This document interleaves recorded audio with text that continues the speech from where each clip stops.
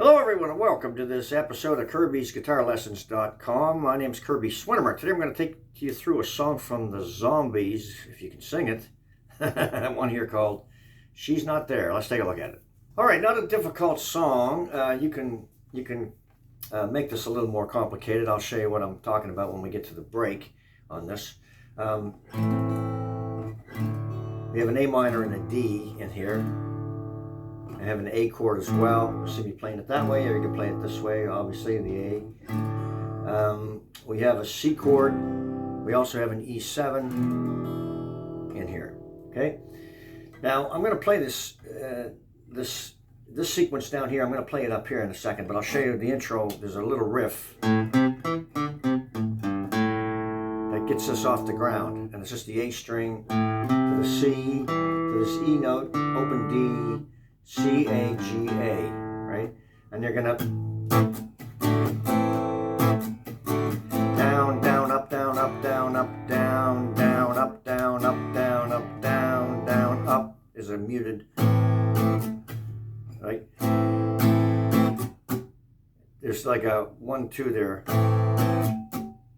That's muted, right? Down, down, up, down is muted. The up, down is muted. Down, down, up, down, up, down, up, down, down, up, down, up, down, up, down, down, up, down, up, down, up. See that?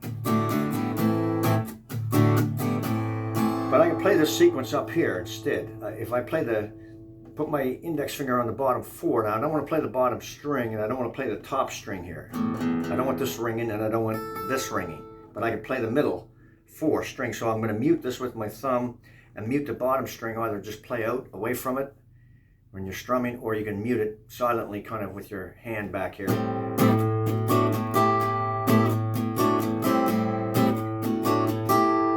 So here I'm playing the B string and the G string right there.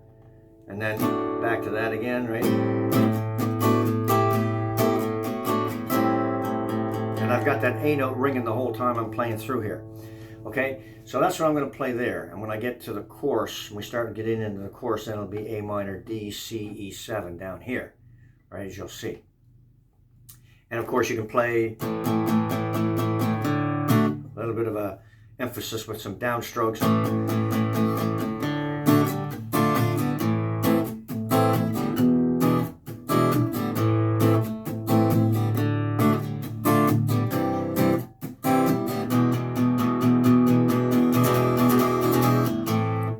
Shuffle in places as well.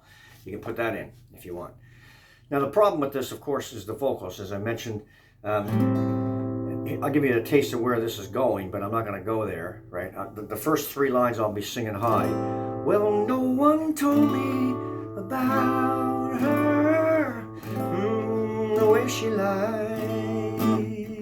Well, no one told me about her, how many people cried.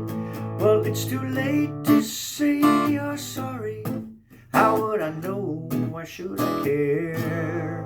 Right here you get in trouble, because vocally here's what it does. Please don't bother trying to find her. She's not there. Well, let me tell you about the way she looked. And we're on that high end all the way through till we get to the end of this. And you'll be screeching your ass off trying to sing this if you don't have the range. And so you could take this down from an A minor to a G minor, and that might get you out of the ditch, but in my case it didn't. So when I hit that 4th line, please don't bother trying to find her, I'm going to be on the low end of this, and I'm doing this deliberately because I don't have any choice, right? And then I'm going to sing that whole sequence on the low end. Please don't bother trying to find her, she's not there. Well, let me tell you about the way she looked. Oh, she'd act and the color of her hair. Her voice was soft and cool, her eyes were clear and bright. She's not there.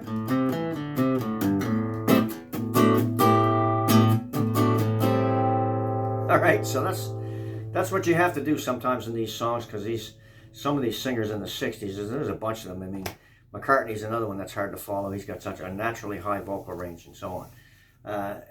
Some of the bands that I've covered over the years, man, there's some high singers in some of those cats are just unbelievably vocally gifted.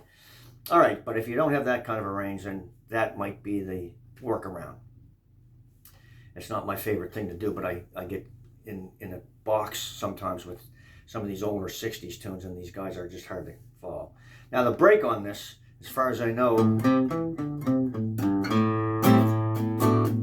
they just play a rhythm in there, I believe. There may be a Hammond organ or something going on, but you could pick out a melody line, right? You got to get right on it though. As soon as you hit that open A, right here,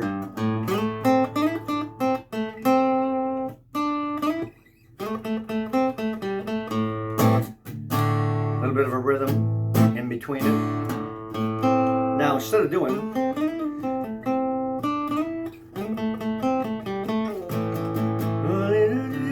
just playing a single line, you could play some of the chords.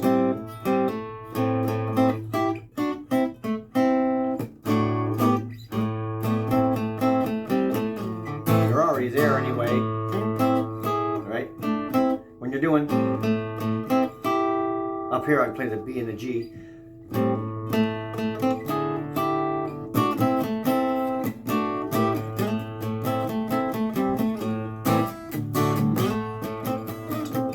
Or just, yeah. This part you're just playing flat, you know, a couple of notes there, right? But that one there, you need to be a B and a G needs to be separated, not together like that.